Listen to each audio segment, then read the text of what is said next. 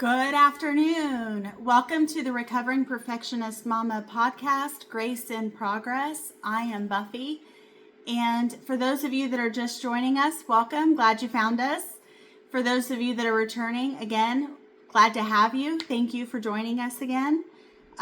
So for those of you that don't know me, I'm Buffy. I'm a women's lifestyle creator on TikTok, YouTube, and Instagram, going into topics such as marriage, family, self-empowerment, self-improvement, nutrition, fitness, health, biohacking, functional fitness, strength training.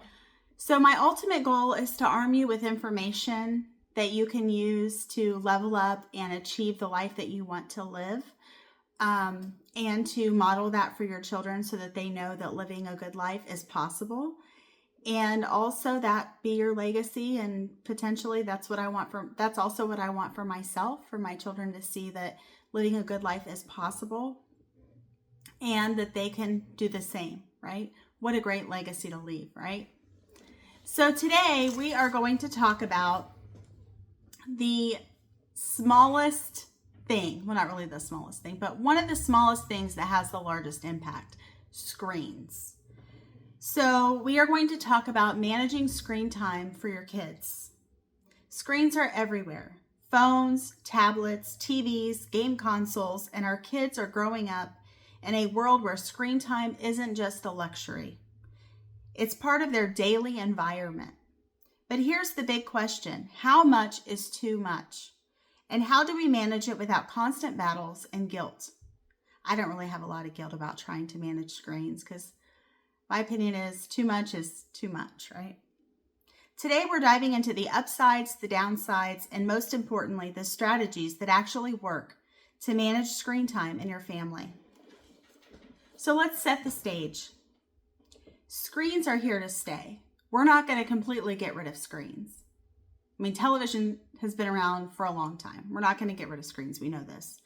But most parents are struggling with how to manage screens because there is a certain level of addiction and compulsion for the screens. You face meltdowns when devices are taken away, endless negotiations, kids zoning out, sometimes being disruptive in school.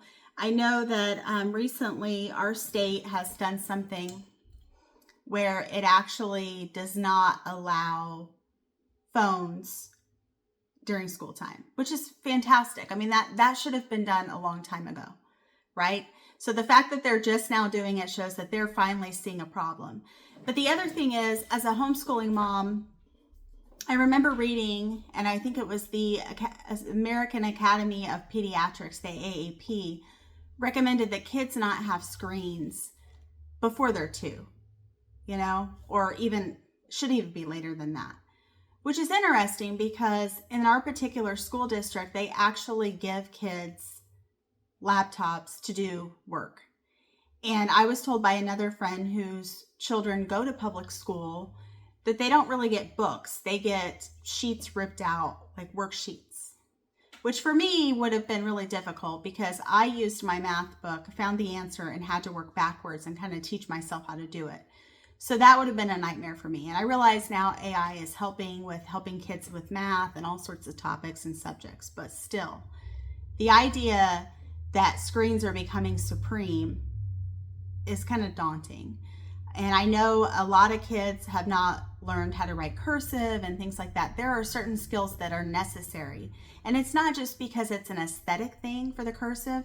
I mean, some of our documents, like the Declaration of Independence, right? The Constitution, some of those can be in cursive. And if the children don't know how to read it, then they're not going to be able to read those documents. I mean, yeah, you can read them on a computer and print, but there's something about reading the original, or a copy of the original. So I completely understand feeling guilty about your children having screens, because I feel guilty about them having screens. I want them to have the childhood that I had, where I was outside, where I was doing stuff, where I was reading, where I was interacting and communicating and just living life, right? Isn't that what we all want for our kids? And it's about balance, not perfection, because no one's perfect. Let's also talk now about the physical health concerns being sedentary, looking at a screen. Additionally, looking down can also potentially cause some neck issues, some back issues. That actually came from one of my chiropractor friends. Less exercise, obesity risk, because kids were a lot more active. One of the stories that I heard from someone that I know, a professional basketball player in our state, was talking about how someone had asked, "Oh, are your kids going to play professional basketball?" At which point he did one of these with his thumbs, meaning, well, they play video games, but as far as playing like physical activities, a lot of kids like aren't wanting to do that. They're wanting to stay and play video games and do that. And if you have at that level, that can be really difficult to break. And I know that a lot of kids are in that habit, and it's not condemnation or anything of that sort. It's just an idea that kids need to be more active. They need to be more engaged. They need to not be so into the screens. Also, sleep disruptions. A lot of kids are kind of hiding the phone sometimes, and so the blue light and all of that can then cause overstimulation, as well as eye strains and headaches if you already have like vision issues. Additionally, mental and emotional well-being. I've seen this. I've seen overstimulation leading to mood swings, leading to them staying up all night because they want to play the video game. We've had that in our household, and it hasn't been fun because the next few days are them kind of coming down from the being upset and being frustrated and angry. Also, there's dopamine hits, especially if you have ADHD children, which we do, from games and videos create addictive cycles. You know, people can become addicted to anything. And of course, you know, they're getting that dopamine hit. So of course they want to keep doing that. Higher risk of anxiety and attention issues when screens replace real world play. The kids need to get like the moving and the squirming and the activity out. Also, social and developmental impact. I feel like I've seen this a lot when going like to drive-throughs or going to retail stores.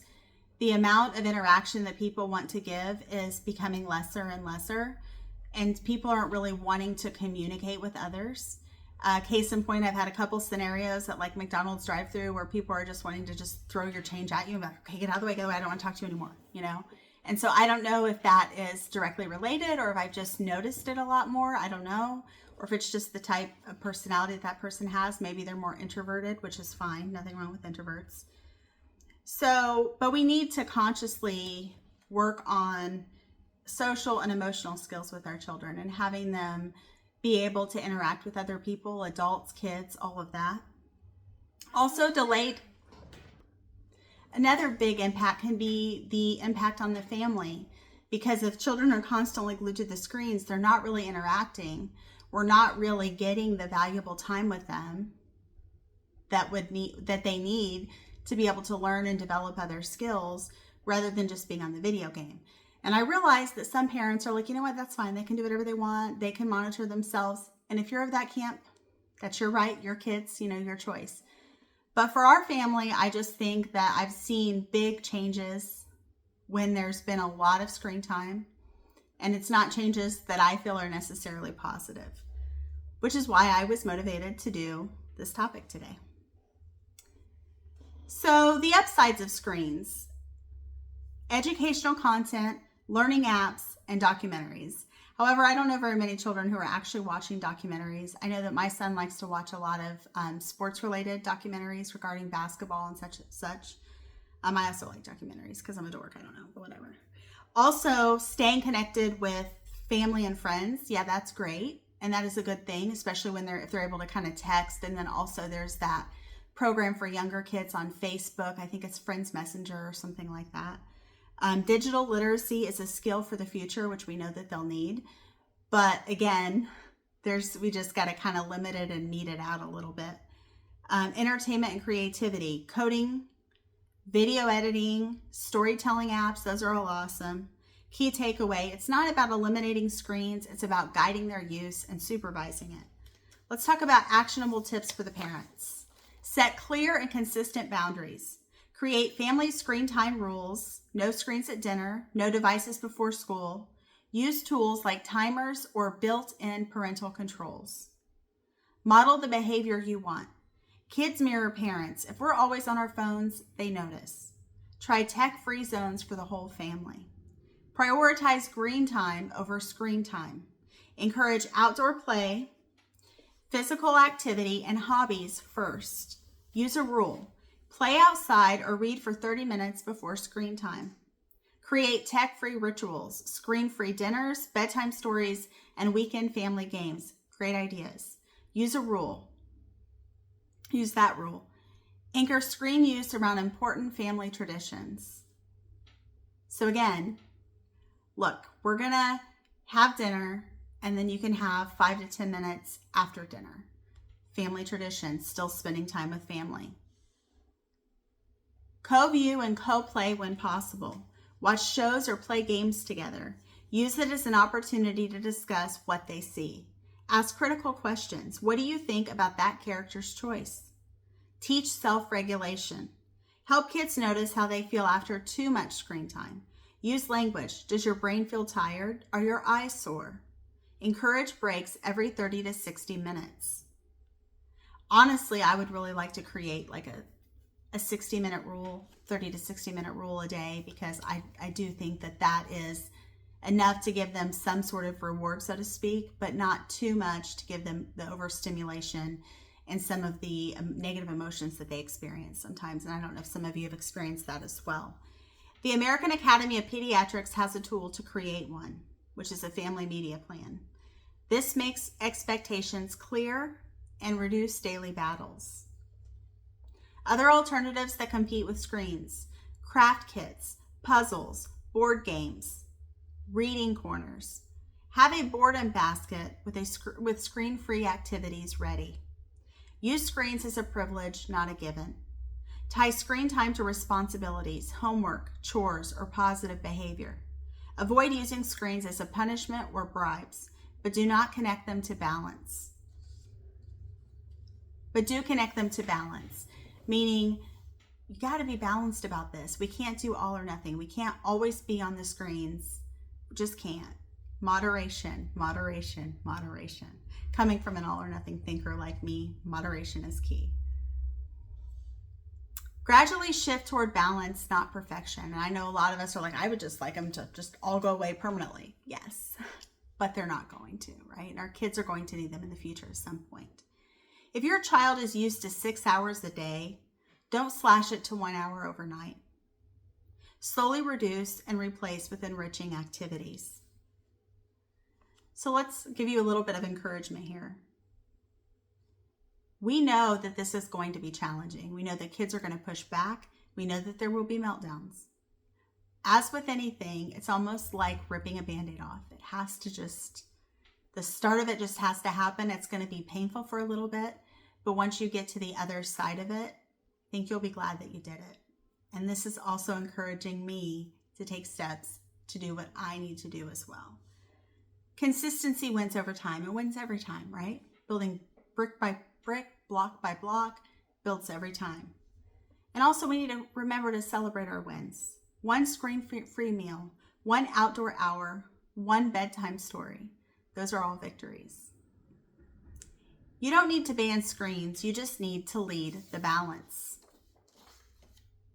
If this episode gave you some peace of mind and practical tools, share it with a fellow parent who's in the screen time struggle too. And don't forget to subscribe, review the podcast so we can keep bringing you real solutions for parenting in today's world. Thank you for joining us. And if you have any comments or anything you want to leave, or questions, or story ideas, podcast ideas, feel free to reach out to me at recovering_perfectionist_mama. And I'm on TikTok, Instagram, and YouTube, all the same username. So I hope you all have a great day and happy figuring out the screen issue, right? Hope to see you soon. Bye-bye.